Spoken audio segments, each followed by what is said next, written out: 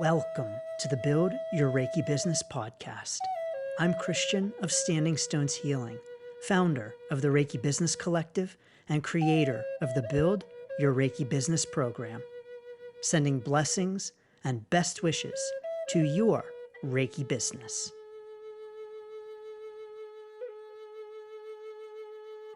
Greetings, welcome, and thanks so much for tuning in to this surprise episode of the Build Your Reiki Business podcast. In this bonus episode, I'm bringing you a clip of the Be a Content Boss workshop. Yes, a clip of the recording from this past workshop. The Be a Content Boss workshop, of course, is all about content and is part of the Build Your Reiki Business program and the forthcoming Build Your Distance Reiki Business program. Yes, indeed, I'm working on a new Reiki business program focusing specifically on distance Reiki business.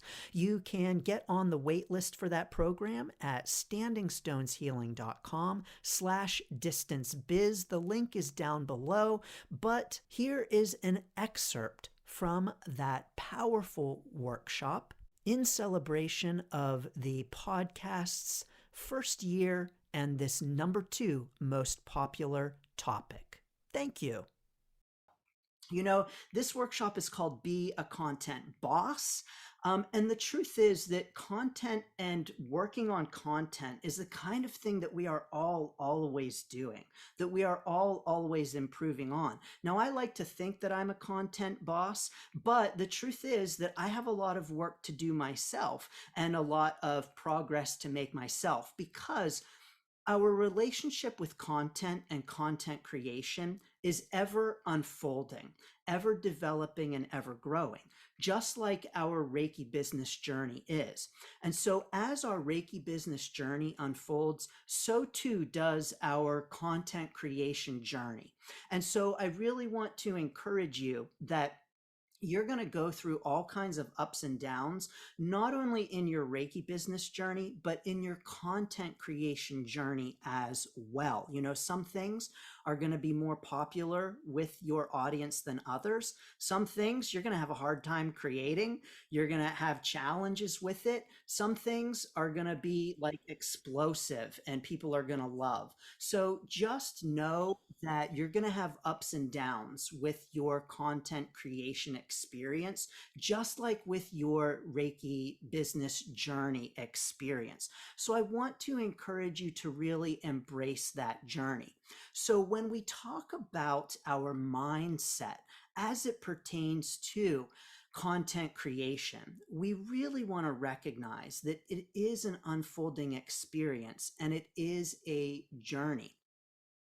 You know, for my own content creation journey and experience, I know that I've definitely gotten better at it over the years. If you go back to YouTube and you scroll down on my list of videos, all, I don't know, 300 and something, whatever of them, at the beginning, you'll see those videos really suck. Like, they are terrible. I love to film outside. It was something that I really enjoyed, but I had the camera too far away. You couldn't hear me. You couldn't see me. They were a piece of crap. But that's the way it always is when we are starting out on our content journey and on our Reiki business journey too. You're gonna create crap.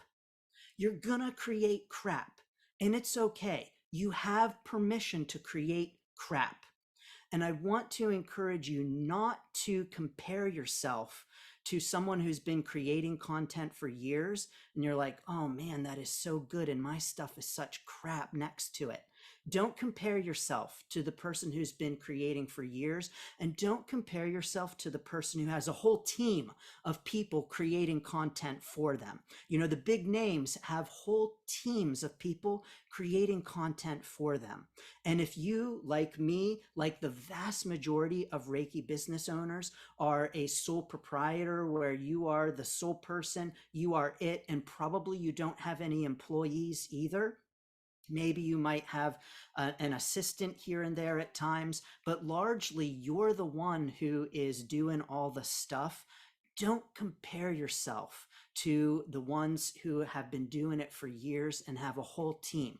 So know that you're going to create crap and give yourself permission to create crap, especially because at the beginning of your content creation and Reiki business journey, not so many people are going to see your crap. So the best time to create crap is at the beginning. You know those videos I created on YouTube that are crap, where I'm sitting in the woods and I'm talking to a camera that's like 20, I'm not even kidding you, I had it like 20 feet away.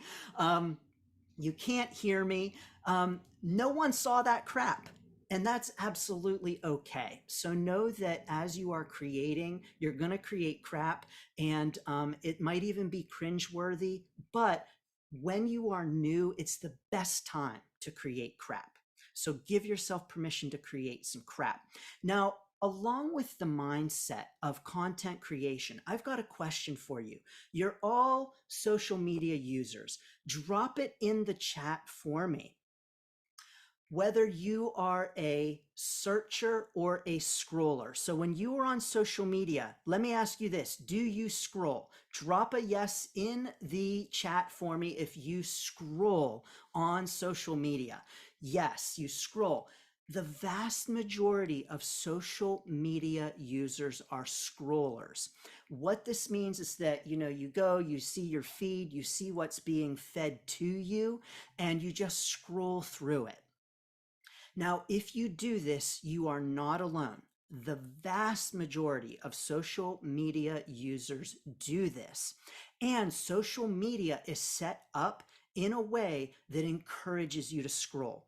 So they want you to scroll. They want you to be scrolling because it keeps you on the platform longer. Whatever keeps you on the platform is what the social media platforms want. And so that's how they are set up. And so if you are a scroller and you find yourself scrolling, know that that's what the social media platforms are designed for. That's what they want you to do.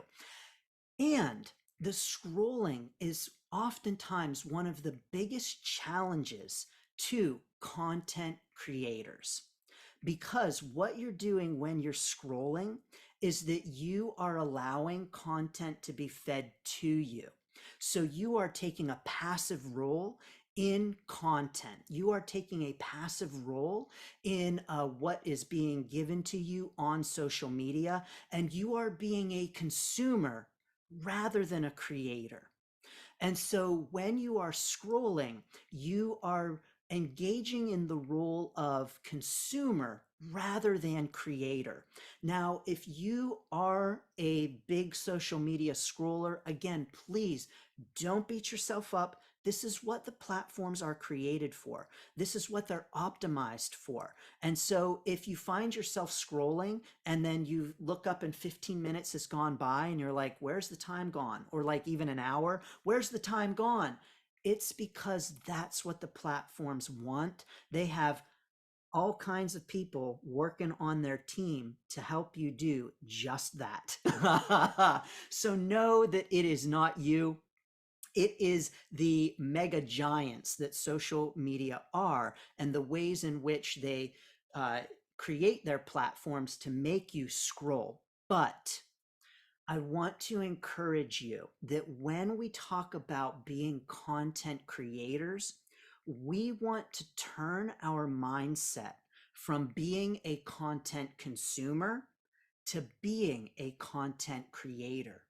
So from being someone who scrolls to being someone who creates the content that people are going to scroll past. Well, hopefully they'll click on it. We'll give you some tips for helping them to click on it. But the idea here is to turn our mindset as it pertains to social media and the way that we approach it, and to turn our mindset, even in a very fundamental way, from being a scroller to being maybe more of a searcher. So that when you go to social media, you have a goal, you have something in mind of what you want to be doing, and you go directly to the places where you want to go. Maybe it's a group, maybe my groups, maybe it's a particular page or pages, but that's searching on social media and being an active participant in it rather than a passive scroller. And this is important to content creation because it means that we are beginning to change our mindset around how we use social media and how we engage with it. Because what can happen is when you get in that scroll mode and you're scrolling, you're seeing all of the stuff that everyone else is creating. And you, in that passive, I'm going to consume the content mode, are not in the active, I'm the creator mode. Does that make sense? Yes. So I want to encourage you to begin to shift your mindset from social media consumer to social media creator. Now, consuming has its role, of course. It also has its role in the algorithm, honestly. But consumption does have its role on social media, but you want to turn your mindset from a primarily consumer to primarily being a creator. So this will be really important. And you can do this in increments by simply doing something like setting a timer and saying, okay, I'm going to give myself 10 minutes just to mindlessly scroll. And then that's it. No more scrolling. And I am creating and I'm done with that. Or going to social media specifically with a goal in mind. For instance, I'll have something that I call Power Hour, where I will go in and I will do all my social media for the day in 1 hour. Boom, boom, boom, boom, boom.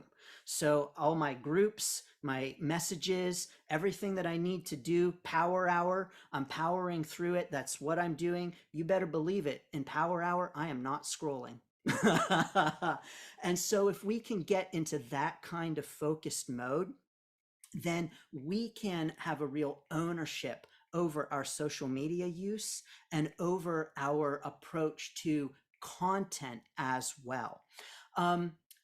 So content really matters because content is, and let me explain what content is.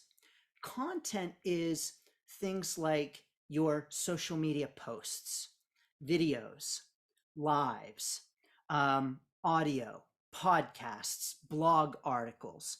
It's all of the stuff that we put out there. And it can come in all different kinds of formats. This indeed itself, as a workshop, can and will become content. How? It will be course content with Build Your Reiki Business, and it may turn into content in some other way, shape, or form in the future as well. I'll talk about that a little bit later. But so there are all kinds of formats for our content. Does content include email? Excellent question. Yes, it does. Yes, it does. Emails are content as well. And so it's all of the stuff that you are putting out as a representative of your Reiki business. And so it takes all different kinds of formats and probably formats that don't even exist yet. So in the future, you may be doing Reiki business content in formats that don't even yet live, which is kind of exciting to think about. But content is important because it is a way for your audience to get to know you, to like you, and to trust you. Now, everyone who has signed up for this workshop has consumed my content, my business's content in some way, shape, or form. You know, maybe you've had an appointment with me. Maybe you've come to one of my other workshops. Maybe you've taken a course with me. Maybe you've listened in on some of my videos, my podcast, my Reiki Business Collective interviews, whatever it might be. The chances are pretty darn good that you've engaged with some of my content at this point. And that content has helped you to get to know me, to get to hopefully like me, or maybe not. Maybe you hate me, but you're like, but this guy puts out valuable content anyway, so I hate him, but I'm still gonna follow him and still gonna get his stuff. That's okay too. If it's helping you, that's okay. You don't have to like me and to trust me. And here's the thing, I know that you all trust me on some level because you paid for this workshop and trusted that I was going to show up and do it. Especially online, it would be so easy for me to be like, thanks for your money, bye-bye, and just not show up for today's workshop. And then, oh, you want a refund? Sorry, no refund, not given it. And then I just take your money. It would be so easy to do that. So on some level, you trust me too. So I want to say thank you. I'm honored by that for sure. So the content that you put out helps your audience to get to know you, to like you, and to trust you. And this is a relationship that takes time to build. And so most often, you're not going to look at one piece of content that someone puts out, a post, for instance, and be like, wow, I immediately trust that person and I'm going to give them all my money. Probably first, you're going to consume some of their content, probably multiple pieces of their content. We know that it takes, they say 5 touches in order for someone to want to get to a point of purchasing with you. We actually have upped that. It's more like 8, oftentimes even more now, touches for someone to feel comfortable with booking a session with you, paying for a workshop or a class or something like that. The vast majority of your potential clients, when you meet them, are not yet ready to purchase from you. And so putting out content allows them to get to know you, like you, and trust you to the point of potentially being ready to purchase from you. Thanks for tuning in to the Build Your Reiki Business podcast. Please like, share, subscribe, and send to a friend. Learn more about the Build Your Reiki Business program at standingstoneshealing.com/build. Sending blessings and best wishes to your Reiki business.